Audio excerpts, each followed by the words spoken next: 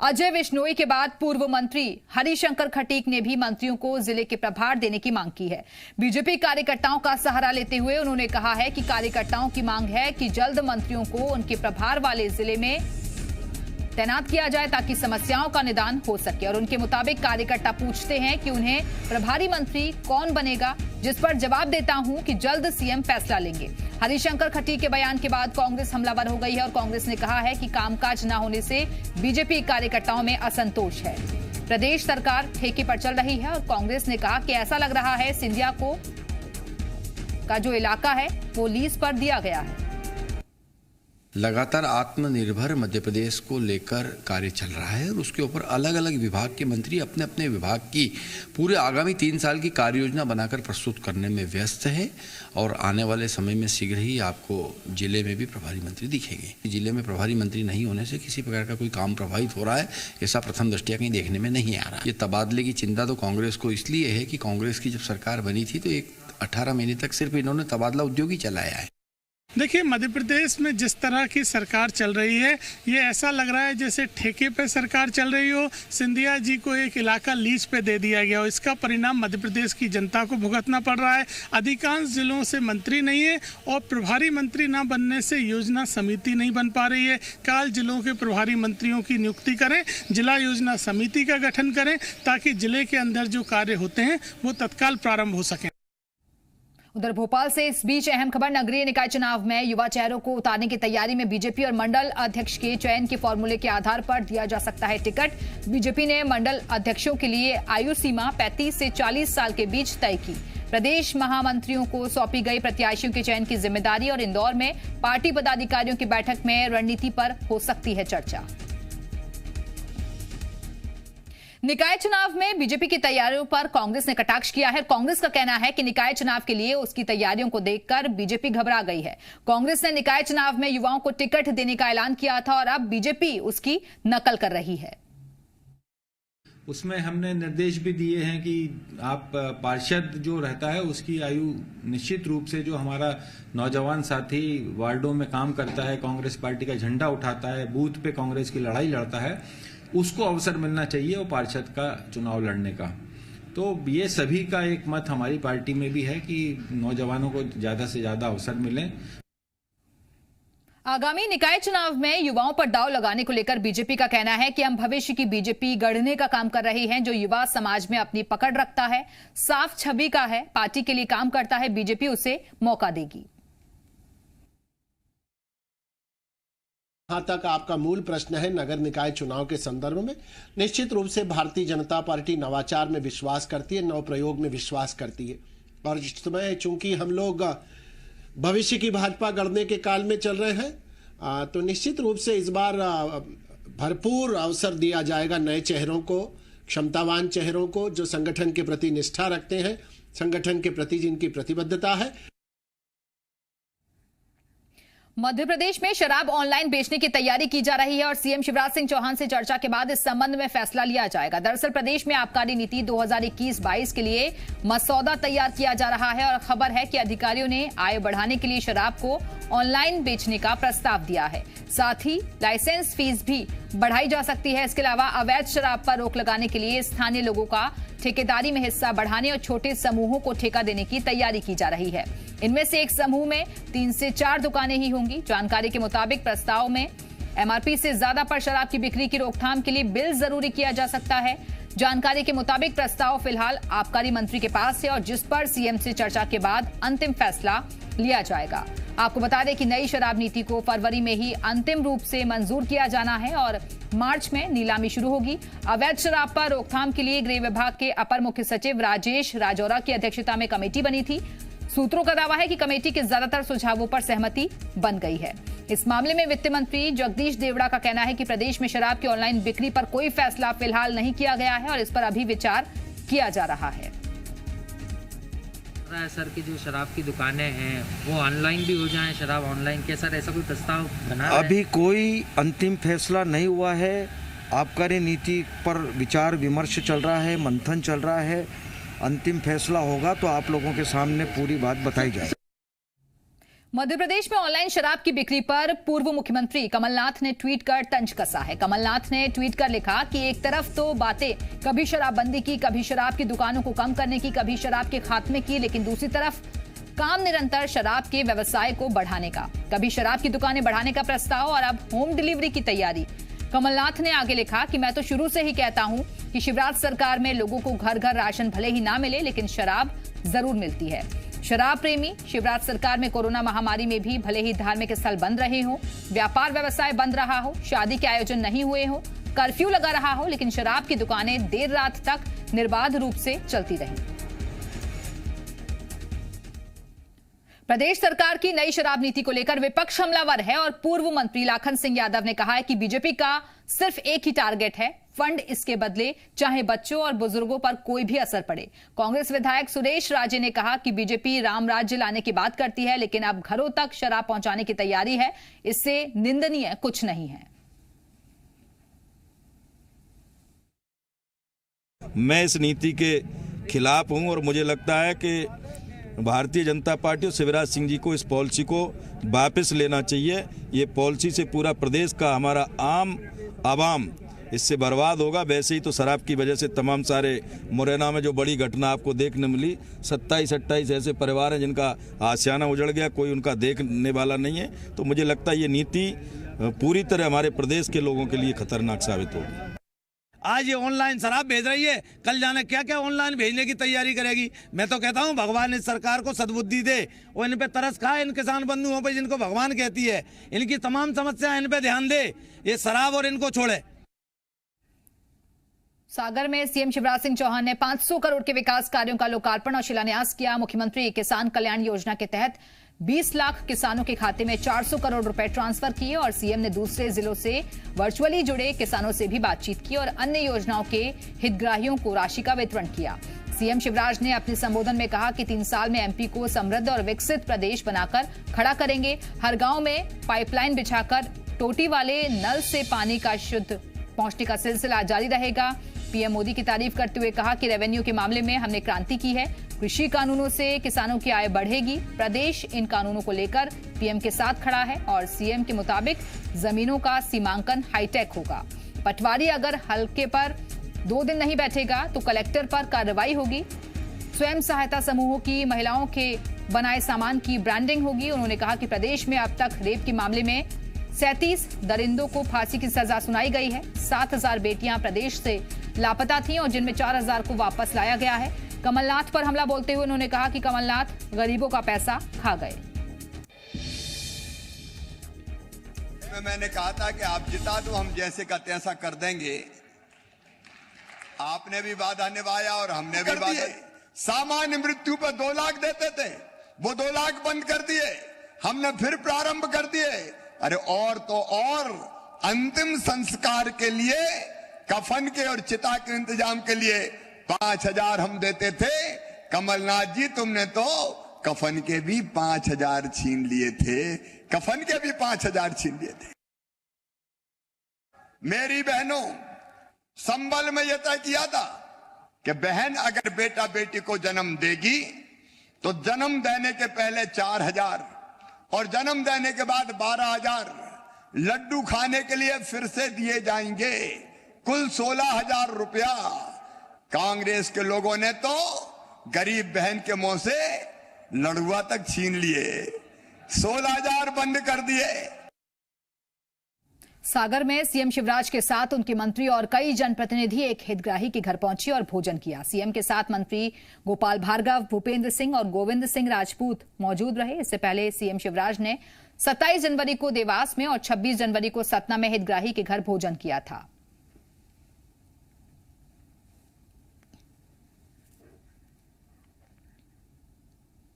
किसान कार्यक्रम में शामिल होने देवास पहुंचे बीजेपी प्रदेश अध्यक्ष वीडी शर्मा ने राहुल गांधी पर कटाक्ष किया। वीडी शर्मा ने कहा कि राहुल गांधी अगर धनिया की पत्ती को पहचान कर बता दें तो मैं राजनीति छोड़ दूंगा। उन्होंने कहा कि जो व्यक्ति न गांव जानता है न खेती, ऐसा व्यक्ति किसान आंदोलन पर बयान दे रहा है। वहीं मध्य प्रदेश कांग्रेस पर निशाना साधते हुए कहा कि प्रदेश में कांग्रेस पूरी तरह खत्म हो चुकी है। वीडी शर्मा ने निकाय चुनाव में बीजेपी की ऐतिहासिक जीत का दावा किया। राहुल गांधी पर मैंने कटाक्ष पर नहीं किया है। ये वो लोग हैं जो देश को अस्थिर करना चाहते हैं। राहुल गांधी ने किसान आंदोलन को कहा कि खून की खेती हो रही है, तो क्या आपने इसी दिन के लिए ये योजना बनाई थी कि एक खून खराबा दिल्ली के अंदर हो? आपने झूठ बोला देश की जनता के सामने, किसानों के सामने, और आपने ये कहा कि उसको किसान की हत्या हो गई है और गोली, पुलिस की गोली में उसको मार दिया गया है। आप देश के अंदर भ्रम फैला रहे थे, झूठ बोल रहे थे। ये कांग्रेस का चरित्र है। पहले 16 नगर निगम थे, वो तो हम जीतेंगे ही। नगर पालिकाओं में भी, नगर परिषदों में भी जहां पहले नहीं जीते उनको भी जीतेंगे, और ऐतिहासिक सीटों के साथ नगर निकाय चुनाव की तैयारी भारतीय जनता पार्टी है। ग्वालियर में नहर चालू न होने से फसल बर्बाद हो रही है और जिससे किसानों में नाराजगी है, और इसी को लेकर पूर्व मंत्री लाखन सिंह यादव के नेतृत्व में सैकड़ों किसान कलेक्ट्रेट पहुंचे और सिंचाई के लिए नहर चालू करने की मांग की, जिस पर सोमवार तक नहरों में पानी छोड़ने का आश्वासन दिया गया है। लाखन सिंह यादव ने कहा कि सिंचाई विभाग के अधिकारियों के कहने पर ही किसानों ने अपनी फसलें बोई थी, लेकिन अब तक ककेटो डैम से पानी नहीं छोड़ा गया, जिससे फसल खराब हो रही है। फसल में पानी देना है लेकिन नहरों में पानी नहीं है। सैकड़ों किसान परेशान हैं डबरा और भितरवार क्षेत्र के, और खुद भितरवार के विधायक पूर्व मंत्री लाखन सिंह यादव जी आज आए हैं किसानों के साथ। क्या स्थिति आ गई सर? आज तो आपको कलेक्टेड आना पड़ गया। आज चूँकि हमारे मोहना क्षेत्र का जो किसान है, घाटीगांव ब्लॉक का 24-25 गाँव के किसान हैं, जिन्होंने फसल गेहूँ की बोई, मटर बोई, सरसों बोई, ऐसी जो हमारी रबी की फसलें इन्होंने बोई थी, और तब बोई थी, तब इरिगेशन के लोगों से चर्चा हो गई थी कि डैमों में पानी सफिशिएंट है, आप अपनी फसल बोइए, हम पानी देंगे। लेकिन अब चूँकि इनकी फसल पकने की ओर है, और अगर आखिरी पानी इस बार किसानों को नहीं मिला तो ये किसानों की पूरी फसल, इनकी लागत, सब कुछ बर्बाद हो जाएगा, किसान पलायन जैसी स्थिति में आ जाएगा। इसको लेकर हमारे किसान तमाम सारे पॉलिटिकल लोगों से मिलते रहे, अधिकारियों से मिलते रहे, लेकिन आज दिनांक तक किसी ने सुनवाई नहीं की। आज हमारे किसान 24-25 गांव के किसान इकट्ठे होकर यहाँ आए हैं, मैं भी इनके साथ आया हूँ। कलेक्टर से जो हमारी चर्चा हुई है उसमें हमें आश्वासन मिला है कि मंडे को, चूँकि वैसे कल ही वो जाने वाले थे लेकिन कल छुट्टी है, संडे है, तो मंडे को वो जो है 10:30 बजे ककेटो डैम पे पहुँच रहे हैं, और उसमें इरीगेशन के अधिकारी भी जाएंगे, जो वहाँ के इरीगेशन के हमारे किसान हैं, जिन्हें जो उस नॉलेज के, उस डैम का पूरा नॉलेज है कि लेवल कितना MCFT पानी उसमें अभी है, वो किसान वहाँ रहेंगे। 2-5 किसान अधिकारी रहेंगे, कलेक्टर रहेगा, और मुझे लगता है, जैसा हमें जानकारी है कि उस डैम में पानी सफिशिएंट है, तो मुझे लगता है मंडे को ये पानी हमारा खुल जाएगा, जिससे हमारे तमाम सारे किसानों का फसल बच जाएगी, जिससे कि उनका पलायन रुक पाएगा। बिल्कुल, देखिए लाखन सिंह यादव हैं और सैकड़ों किसान यहाँ पूरे कलेक्ट्रेट में अपना मजमा जमाए हुए हैं। कहीं ना कहीं जो नहर में पानी देने की मांग है उसको लेकर यहाँ जमा हुआ, और ऐसे में आश्वासन ये मिला है कि सोमवार को इनकी नहर चालू होगी और इनके खेतों में पानी पहुँचेगा। कैमरामैन विजय के साथ वैभव शर्मा, जी मीडिया, ग्वालियर। खबरें भी और भी हैं, फिलहाल यहाँ रुकेंगे एक छोटे से ब्रेक के लिए।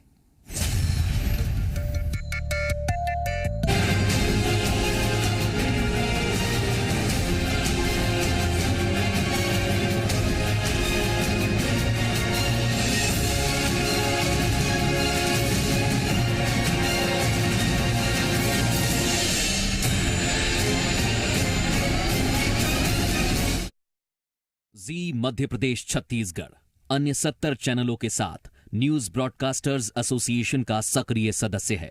हम NBSA द्वारा जारी आचार संहिता और निर्देशों का कड़ाई से पालन करते हैं। ऐसे चैनलों से सावधान रहें जो रेगुलेटेड नहीं हैं। NBA का सदस्य होना खबरों की प्रामाणिकता की गारंटी है।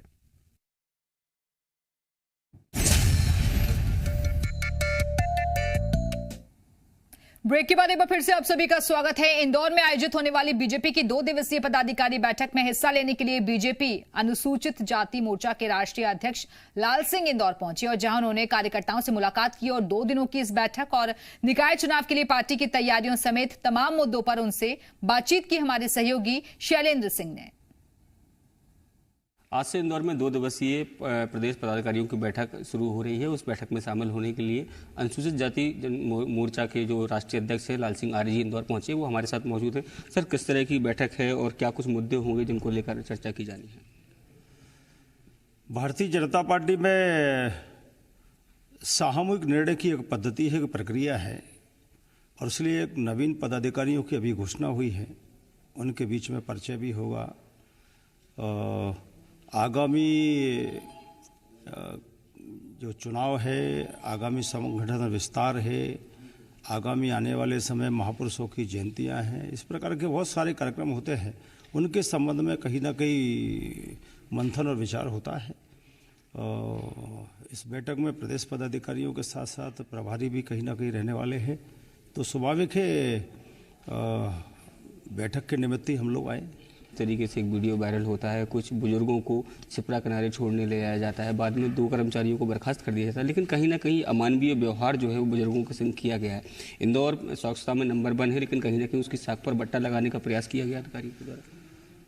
बहुत गंभीर विषय था और उस विषय की गंभीरता को देखते हुए भारतीय जनता पार्टी के संवेदनशील मुख्यमंत्री श्री शिवराज सिंह चौहान जी ने संज्ञान में लिया और कार्रवाई की है। इसका मतलब ये है कि सरकार भी उतनी गंभीर है। अगर अपराधी अपराध करने के लिए गंभीर है तो सरकार भी अपराधी पर अंकुश लगाने के लिए गंभीर है, इसलिए उनको बर्खास्त किया गया है। और ये संदेश है गरीब के कॉलर पर, गरीब के सम्मान पर जो भी चोट पहुंचाने का काम करेगा, सरकार चुप नहीं बैठेगी। ऐसे तानाशाह के खिलाफ सरकार भी कार्रवाई तुरंत करने के लिए तैयार है। तो ये लाल सिंह आरजी इनका साफ तौर पर कहना है कि आज से जो बैठक हो रही है उसमें आगामी चुनाव से लेकर बीजेपी की आगामी रणनीति को लेकर चर्चा की जाएगी। कैमरामैन राजू के साथ शैलेंद्र सिंह, जी मीडिया, इंदौर। देवास पहुंचे वीडी शर्मा ने इंदौर नगर निगम के अमानवीय कृत्य पर प्रतिक्रिया देते हुए कहा कि सरकार ऐसे कोई भी गलत कामों को बर्दाश्त नहीं करेगी और उन पर सख्त से सख्त कार्रवाई की जाएगी।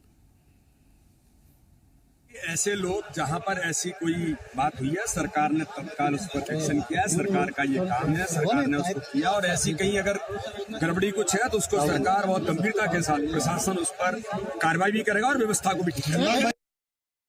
मध्य प्रदेश में नाम पर सियासत बरकरार है और भोपाल के ईदगाह हिल्स, हबीबगंज, हलाली डैम, इस्लाम नगर और लाल घाटी के नाम बदलने की लिस्ट में एक और नाम शामिल हो गया है, जो है मिंटो हॉल का। राष्ट्रपिता महात्मा गांधी की पुण्यतिथि के मौके पर बीजेपी ने ये मांग उठाई और मिंटो हॉल स्थित गांधी जी की प्रतिमा को श्रद्धांजलि देने के बाद बीजेपी प्रदेश उपाध्यक्ष आलोक शर्मा ने कहा कि श्रद्धांजलि देते वक्त मेरे मन में ख्याल आया कि जिस जगह हम खड़े हैं वो बहुत पवित्र स्थान है। यहाँ लंबे समय तक पुरानी विधानसभा रही है, लेकिन अभी भी यहाँ का नाम मिंटो हॉल है। उन्होंने कहा कि ये कौन मिंटो है, इसे हम नहीं जानते और इसका नाम सुभाष चंद्र बोस के नाम पर होना चाहिए। आलोक शर्मा ने कहा कि इस बारे में वो सीएम शिवराज सिंह चौहान से भी मुलाकात कर उनसे बात करेंगे। ये कौन मिंटो अंग्रेज है, हम इसको नहीं जानते, नई पीढ़ी इसको नहीं जानती है।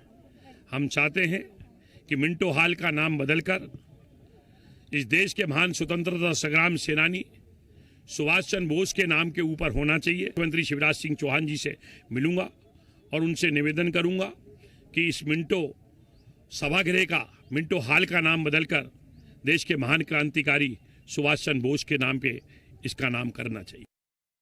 झांसी के सीपरी बाजार से लापता हुए डॉक्टर अपनी सूझबूझ से आरोपियों के चंगुल से भागने में कामयाब हो गए। झांसी के रहने वाले 62 साल के डॉक्टर आर.के. गुरु बक्सानी जैसे तैसे आरोपियों की कैद से फरार होकर कई किलोमीटर पैदल चलकर हिंगोना गांव पहुंचे और जहां से डायल 100 की मदद से उन्हें मुरैना के सिविल लाइन थाने लाया गया। घटना की जानकारी मिलने के बाद डॉक्टर के परिजन और झांसी पुलिस मुरैना पहुंची। जानकारी के मुताबिक आरोपी डॉक्टर को रिहा करने के बदले 2 करोड़ की फिरौती मांगने की फिराक में थे। वहीं खबर यह भी है कि सतना की कुख्यात डकैत ददुआ के घायल नाती के इलाज के लिए डॉक्टर का अपहरण किया गया था। हालांकि पुलिस अभी मामले की जांच कर रही है। झांसी की संगम विहार कॉलोनी में रहने वाले डॉक्टर आर.के. गुरु बक्सानी रोजाना की तरह 29 जनवरी को घर से मॉर्निंग वॉक के लिए निकले थे, लेकिन जब वो वापस नहीं लौटे तो परिवार ने सीपरी थाने में उनकी गुमशुदगी का केस दर्ज करवाया था। पकड़ के ले आए। कहाँ से? भाई साहब क्या कह रहे हैं? कहाँ से लाए थे? थोड़ा सा डिंडोली जिले में खनिज विभाग की बड़ी लापरवाही देखने को मिली है, जहां खनिज और राजस्व विभाग की ओर से जब्त किया गया सामान गायब हो गया है। दरअसल करीब 2 साल पहले खनिज और राजस्व विभाग की टीम ने शाहपुर थाना के बहली गांव में राजलक्ष्मी कंस्ट्रक्शन के अवैध रूप से संचालित क्रशर को सील किया था और खनिज विभाग ने करीब 2 करोड़ 40 लाख रुपए का जुर्माना भी लगाया था। मौके पर पहुंची खनिज विभाग की टीम ने करीब 15,000 घन मीटर गिट्टी भी जब्त की थी। लेकिन हैरत की बात यह है कि ना तो क्रशर का पता है और ना ही लाखों की गिट्टी की कोई जानकारी। वहीं खनिज विभाग को इसकी कोई जानकारी ही नहीं है। ग्रामीणों के मुताबिक रातों रात गिट्टी को डामर प्लांट ले जाया गया और वहीं खनिज विभाग के अधिकारी मामले की जांच के बाद कार्रवाई की बात कह रहे हैं। 3 दिन से ही काम चल रहे हैं ना। वहाँ रात में तो वहाँ तो डंपर लगे रहे, वही यार माल आ रहे हैं। किसने बोला था आपको डंपर लगाने के लिए, गिट्टी लाने के लिए? ये नहीं जानकारी हमको नहीं मालूम। अब यह तो पता नहीं है साहब, अगर लेकिन भाई हम सोचते हैं कि ये डंफरे वाले ले जाते हैं या तो अब बाहर ही बेचते हैं, कुछ माल बना के बाहर रोड बनाते हैं, पता नहीं है। लेकिन लगते गाड़ी 8-9 बजे के बाद में रात में लगते गाड़ी। रियल लाइफ में आपने अनिल कपूर को एक दिन के सीएम का किरदार निभाते देखा होगा और अब हम आपको मिलवाते हैं छतरपुर के एक दिन के विधायक से, जो हैं 10वीं में प्रदेश में तीसरा स्थान पाने वाला छात्र सुमित असाटी, जिसे उनकी इस उपलब्धि के बदले बड़ा मलहरा विधायक और मध्य प्रदेश नागरिक आपूर्ति निगम के अध्यक्ष प्रद्युम्न सिंह लोधी ने एक दिन का विधायक बना डाला। अपने एक दिन के कार्यकाल में सुमित ने लोगों की समस्याएं भी सुनी और उनके समाधान का आश्वासन भी दिया और लोगों की बेहतरी को लेकर कई घोषणाएं भी की। वहीं अपनी इस अनूठी पहल पर विधायक प्रद्युम्न सिंह लोधी ने कहा कि इसके पीछे उनका मकसद छात्रों तक ये मैसेज पहुंचाना था कि वो भी अच्छी पढ़ाई करें। विधायक ने कहा कि सुमित के विचारों को न केवल जिला लेवल पर बल्कि प्रदेश लेवल तक पूरा किया जाएगा। ये मेरे लिए बहुत गर्व की बात है। मैं सबसे पहले धन्यवाद कहना चाहूँगा अपने माता पिता, अपने गुरुजनों और आप सभी ने जिन सबने मेरा मार्गदर्शन किया, मुझे यहाँ तक आने की प्रेरणा मिली आप सबसे। मुझे आज बहुत अच्छा महसूस हो रहा है और ये मेरे लिए बहुत गर्व की बात है। पहले मैं घोषणा कर चुका हूँ कि कन्या हायर सेकेंडरी स्कूल यहाँ इस वाले स्कूल में आ जाए, उसके लिए कलेक्टर स्तर पर मेरी बात हो गई है।